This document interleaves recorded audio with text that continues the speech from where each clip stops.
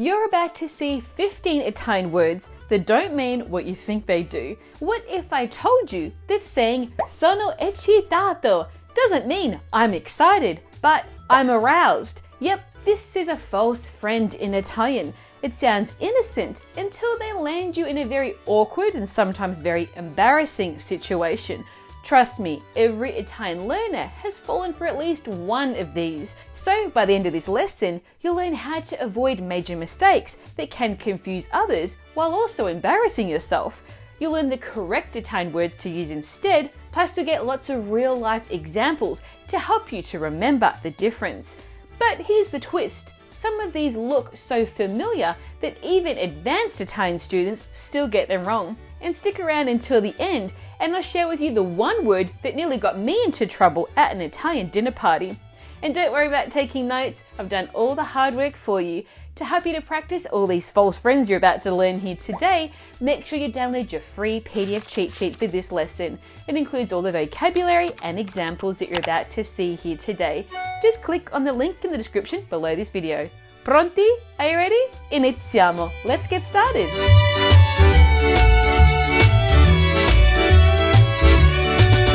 Ciao, my name is Michelle. Yes, that's Michelle with one L.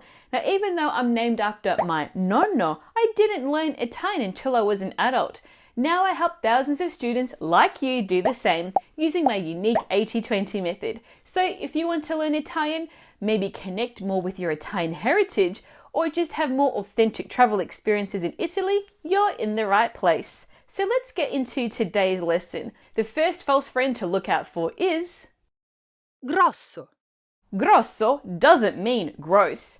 If you've just bumped into a charming Italian and you're talking about your adventures around the world, maybe he starts sharing the worst things he's ever eaten and you want to express your disgust. With confidence, you say, Che grosso.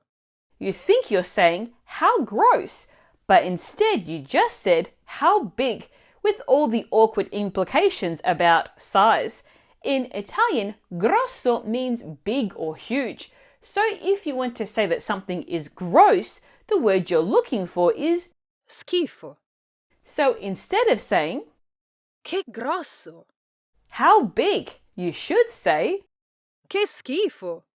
how gross. The next false friend is Casualità.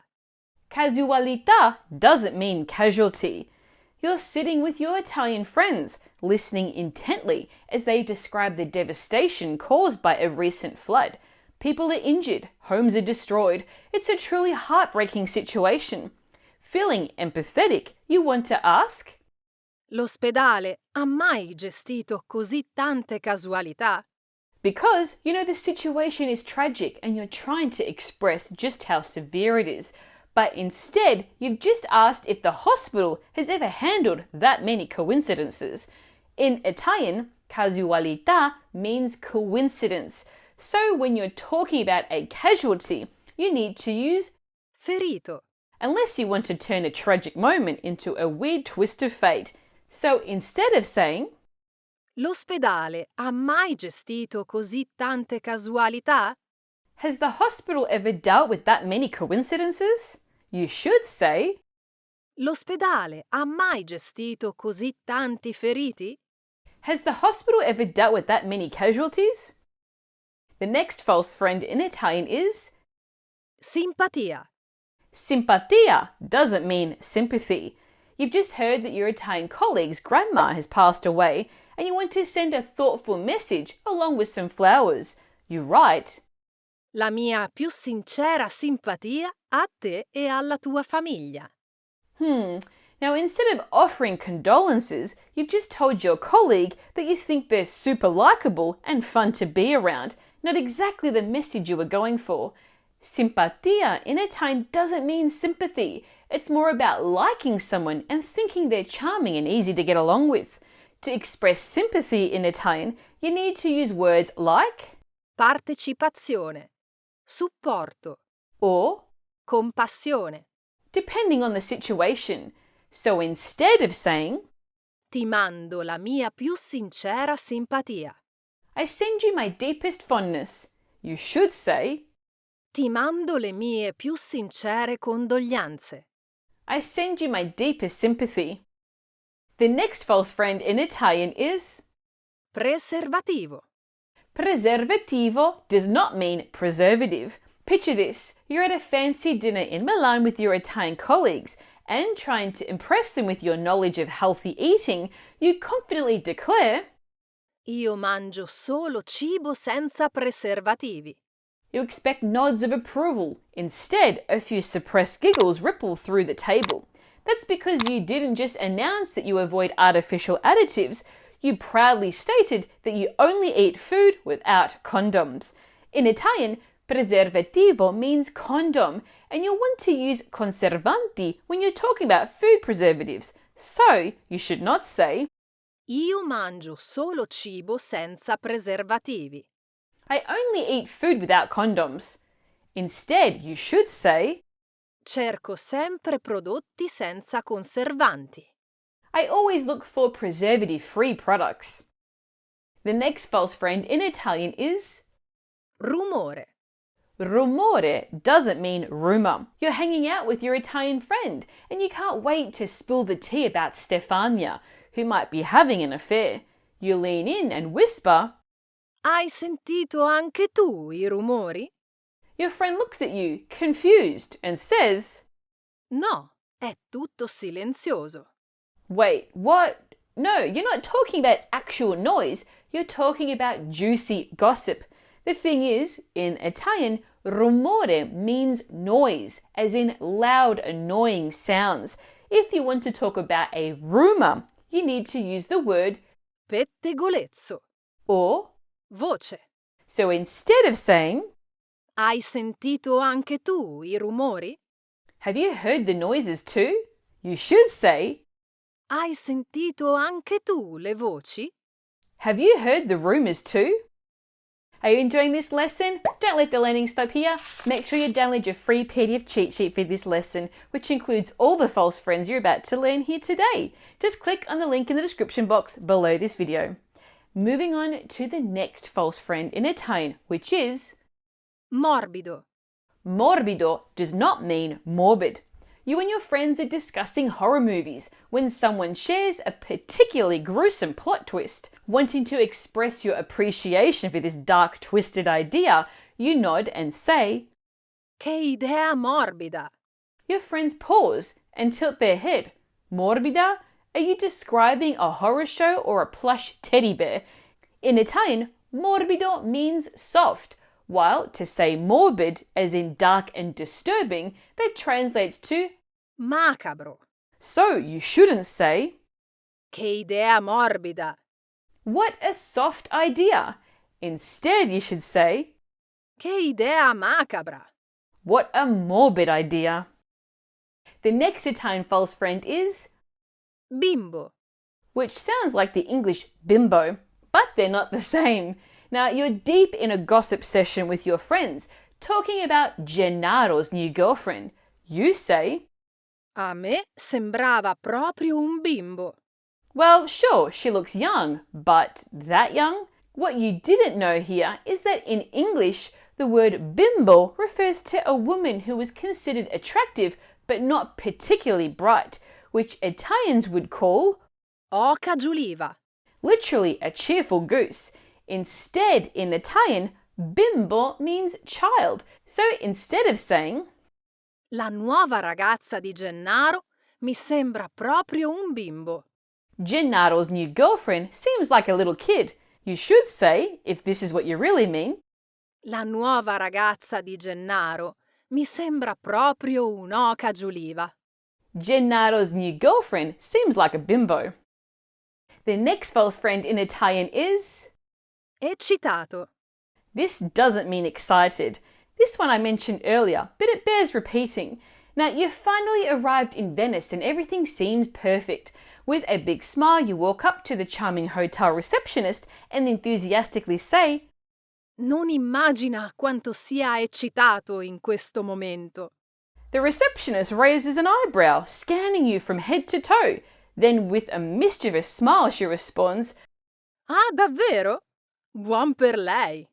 Oh, really? Well, good for you. because in Italian, eccitato means sexually aroused. So while you intended to express your excitement about your upcoming adventures in Venice, you've accidentally made it sound like you're a little too eager for what's to come. To express pure, innocent excitement, you should use the Italian adjectives entusiasta, or emozionato, emozionata. so you shouldn't say Non immagina quanto sia eccitato in questo momento. you can't imagine how sexually aroused I am right now. You should say Non immagina quanto sia emozionato in questo momento. you can't imagine how excited I am right now. Now, to learn the most used Italian adjectives, make sure you watch my video lesson right here. Let's move on to the next false friend in Italian. Orso, Doesn't mean horse. So you're chatting with your local travel agent in Italy about activities for your upcoming trip, and you excitedly declare, adoro cavalcare gli orsi. a big smile spreads across your face as you picture yourself galloping through the Tuscan countryside on a majestic horse. But the travel agent stares at you from across the screen, clearly confused. Cavalcare gli orsi? She says, as if trying to make sense of this bizarre idea. Here's the thing, in Italian, orso means bear, not horse. To say horse in Italian, you need to use the word Cavallo. so instead of saying, Adoro cavalcare gli orsi. I love riding bears, you should say, Adoro cavalcare I cavalli. I love riding horses. The next Italian false friend is Caldo. caldo doesn't mean cold. So you're visiting Venice, all bundled up in a scarf and gloves. And to break the ice with the guide, you comment on how cold it is by saying, Oggi fa molto caldo. Nevicherà? but your guide looks at you and bursts into an amused smile. What did you say? In Italian, caldo means hot, not cold. So you've just announced that it's very hot in the middle of a chilly, wintry day. To say cold in Italian, you'll need to use the word Freddo. instead. So you shouldn't say, Oggi fa molto caldo. Nevicherà? today is very hot. Is it going to snow? Instead, you should say, Oggi fa molto freddo. Nevicherà? today is very cold. Is it going to snow? Are you enjoying this lesson? Don't let the learning stop here. Make sure you download your free PDF cheat sheet, which includes all these false friends. Just click on the link in the description below this video. Moving on to the next Italian false friend, which is Sensibile. sensibile doesn't mean sensible. You're in an important business meeting discussing a major financial decision. The Italian CEO turns to you and asks for your opinion on the plan he's just proposed. This is your moment to shine. You sit up straight and confidently respond, Secondo me è la decisione più sensibile. You say this to express your agreement with his practical, strategic approach. Not really. Sensibile means sensitive or emotional, not sensible. So if you want to say that something is sensible in Italian, the word you're looking for is Ragionevole. or. Sensato. Sensata. So you shouldn't say, Secondo me è la decisione più sensibile. I think it's the most sensitive decision. Instead, you should say, Secondo me è la decisione più ragionevole. I think it's the most sensible decision. The next false friend in Italian to avoid is Terrificante. This does not mean terrific. You're finally dining at that Michelin-starred restaurant you've been dying to try. As the evening winds down, you spot the chef and excitedly approach him. Thinking you'll compliment his food, you say, I suoi piatti sono terrificanti. You're expecting him to smile happily. Instead, his face falls. What just happened? Well, instead of telling the chef his food is amazing or terrific, you just called it terrifying. In Italian, terrificante doesn't mean terrific. It means terrifying or horrific. Instead, terrific is translated into Italian as magnifico, or, stupendo. which means you should not say, I suoi piatti sono terrificanti. your dishes are horrifying. Instead, you should say, I suoi piatti sono magnifici. your dishes are amazing. The next Italian false friend to avoid is Avviso. avviso doesn't mean advice. So you're having a chat over coffee with your Italian friend about finances and you say, Il mio consulente finanziario mi ha mandato un avviso di investimento. your friend looks at you, all concerned, and asks if you're in trouble. Why?